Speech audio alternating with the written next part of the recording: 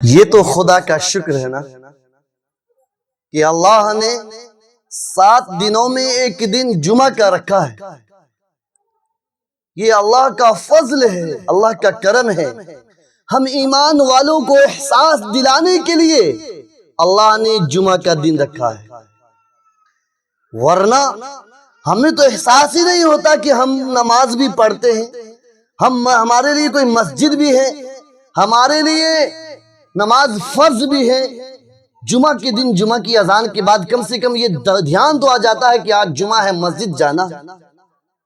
یہ تو اللہ کا فضل ہے کہ یاد تازہ کرانے کے لیے اللہ تبارک و تعالیٰ نے جو 7 دن رکھے اس میں ایک جمعہ کا دن رکھا ہے، تاکہ ہمیں احساس ہو کہ ہم ایمان والے ہیں، ہمیں شعور آ جاوے، باشعور انسان بن جاوے کہ ہم جمعہ ایمان والے، ہم پر نمازیں فرض۔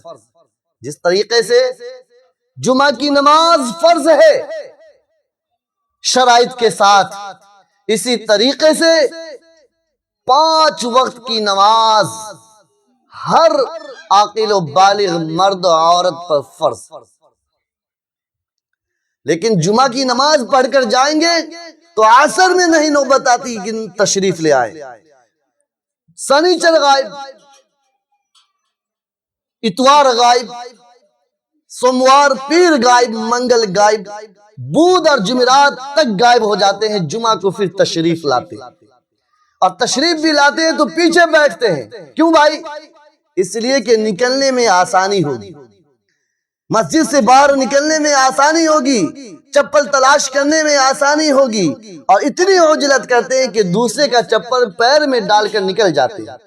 کچھ لوگ تو چور ہی آتے ہیں چپل بدلنے کے ارادے سے، کچھ لوگ عجلت میں اس قدر جلدی ہوتی ہے کہ وہ دوسرے کا چپل پہن کر نکل جاتے ہیں، انہیں احساس تک نہیں ہوتا۔ حالانکہ حقیقت یہ ہے کہ جب دوسرے کے چپل میں اپنا پیر ڈالیں گے تو آپ کو پتہ چل جائے گا کہ آپ نے دوسرے کے چپل میں پیر ڈالا ہے، آپ کے پیر میں جو چپل ہے یہ دوسرے کا، یہ دوسرے کا چپل۔ لیکن کچھ لوگ اسی منشا سے آتے ہیں کہ چپل بدلنا، کچھ لوگ اسی ارادے سے آتے ہیں کہ جمعہ کی نماز پڑھ لینی ہے۔ یہ اللہ کا کتنا بڑا فضل ہے، کتنا بڑا کرم ہے کہ اللہ نے ہم سب کو یاد تازگی کرانے کے لیے، ذہن نشی کرانے کے لیے اللہ نے جمعہ کا دن رکھا ہے۔ اس پر جتنا ہم اللہ کا شکر ادا کریں کم ہے، ورنہ ایک مسلمان عید میں ملاقات کرتا اور پھر اگلے سال عید میں ملتا، اور اگر عید کا بھی نہ ہوتا تو اسے احساس ہی نہیں ہوتا کہ میں ایک ایمان والا بھی ہوں، کہ میں ایک کلمہ پڑھنے والا ہوں، میں محمد رسول اللہ کا امتی ہوں، میں اللہ کا ایک بندہ ہوں، اللہ کا بندہ ہوں، اللہ کے احکام مجھ پر واجب ہیں، مجھ پر فرض ہیں، اس کا احساس تک نہیں ہو۔ حاضرین گرامی، اس لیے نماز کی پابندی اولین طریقے پر ہونی چاہیے۔ پیارے آقا محمد الرسول اللہ صلی اللہ تعالی علیہ وسلم نے ارشاد فرمایا، جو شخص جمعہ کے دن سب سے پہلے تشریف لاتے ہیں ان کو اونٹ قربان کرنے کا ثواب ملتا ہے، جو ان کے بعد تشریف لاتے ہیں بھینس ذبح کرنے کا، قربان کرنے کا ثواب ان کی نامہ اعمال میں لکھا جاتا ہے، اور جو ان کے بعد تشریف لاتے ہیں بقرہ، مرغا، انڈا، اور اس کے بعد جب امام منبر پر چڑھ جاتے ہیں خطبہ دینے کے لیے، فرشتہ کرام وہ اپنے رجسٹر کو، نامہ اعمال کو، دفتر کو لپٹ کر رکھ دیتے ہیں۔ اس کے بعد کنہیں کا نام اندراج نہیں کیا جاتا، کنہیں کا نام نہیں لکھا جاتا۔ اس لیے حاضرین کوشش یہ کیجئے کہ ہم اول صف میں کھڑے ہوں۔ اللہ کے پیارے نبی محمد الرسول اللہ صلی اللہ تعالی علیہ وسلم نے ارشاد فرمایا کہ اگر لوگوں کو 2 کاموں کا علم ہو جاوے، 2 کاموں کا مرتبہ کیا ہے، شان کیا ہے، رتبہ کیا ہے، مقام کیا ہے، وقار کیا ہے، لوگوں کو علم ہو جاوے تو لوگ قرعہ اندازی کرنے لگ جاوے، لوگ آپس میں قرعہ اندازی کرنے لگ جاوے۔ نمبر 1 پر آذان دینا، آذان دینا بھی بڑی اہمیت کا حامل ہے۔ آذان دینے والے مؤذن کا بڑا رتبہ ہے، نمبر 2 پر صف اول میں نماز ادا کرنا، صف اول میں نماز پڑھنا۔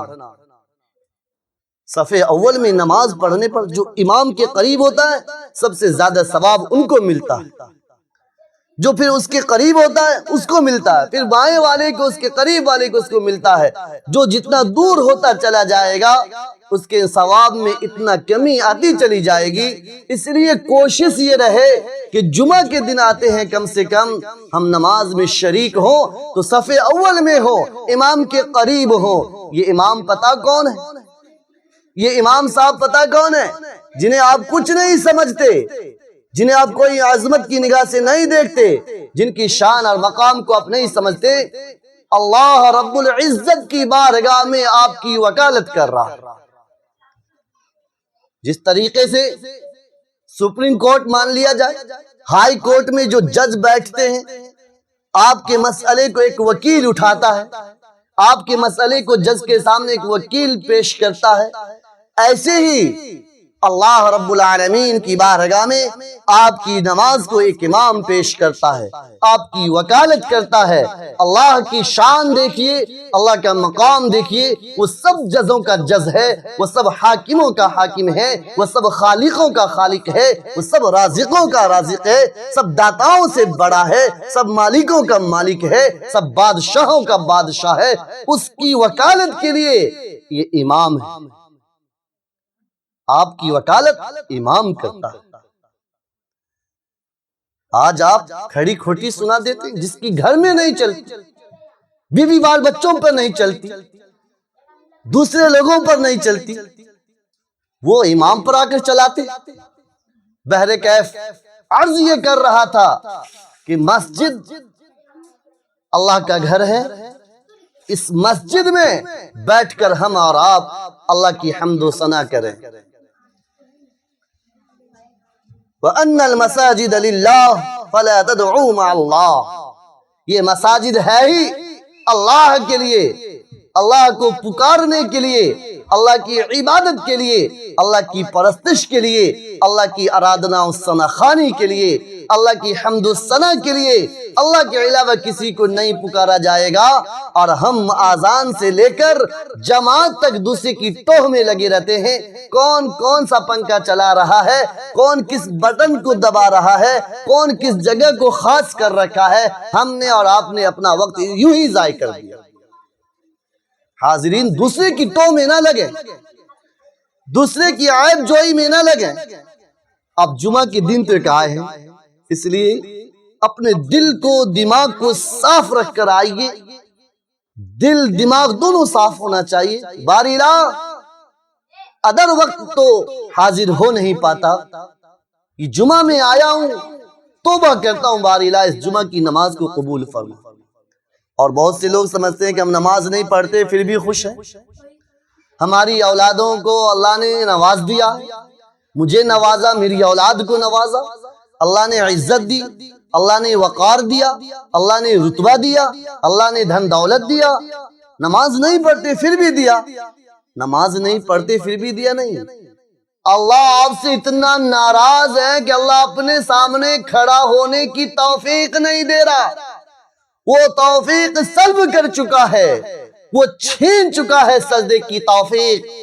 وہ اپنے سامنے جھکنا تمہیں پسند نہیں کرتا، اس نے اپنے دروازے سے، اپنے گھر سے تمہیں دھتکار رکھا ہے، تمہیں بھگا رکھا ہے کہ ہمارے دروازے سے نکل جاؤ، ہماری چوکھٹ سے نکل جاؤ، جاؤ اوروں کے صف میں کھڑے ہو۔ آج لوگ سمجھتے ہیں کہ اتنا کچھ نہیں کرتے، امام صاحب کی بات سننے کے باوجود پھر بھی ہم خوش ہیں، پھر بھی اللہ دے رہا ہے، اللہ دے رہا ہے۔ اللہ دے نہیں رہا ہے، اللہ رسی ڈھیل دے رہا ہے۔ کبھی آپ نے مچھلی پکڑی اور وہ بھی کانٹے میں، جسے بنسی وغیرہ میں کہتے ہیں، آٹا وغیرہ لگا کر پانی میں ڈالتے ہیں اور یوں کھینچتے، کبھی پکڑی ہے؟ جب یوں ڈالتے ہیں کانٹا اور اسے مچھلی پکڑتا ہے تو پہلے اسے لے کر جانے دیتے ہیں، ڈھیل دیتے ہیں، جانے دیتے ہیں، جانے دیتے ہیں، اور جب وہ لے کر چل دیتا ہے سیدھا، پھر مارتے ہیں یوں کھینچ کر، وہ آیا زمین پر پڑا۔ اس لیے اللہ تبارک و تعالی آپ کو ڈھیل دے رہا ہے۔ وقت آئے گا کہ پچھتائیں گے دندان شکن ہوں گے، اپنی انگلیوں کو اپنے دانتوں تلے دبانے پر مجبور ہوئیں گے۔ اللہ کی پکڑ بڑی سخت ہے، ان بطش ربک لشدید۔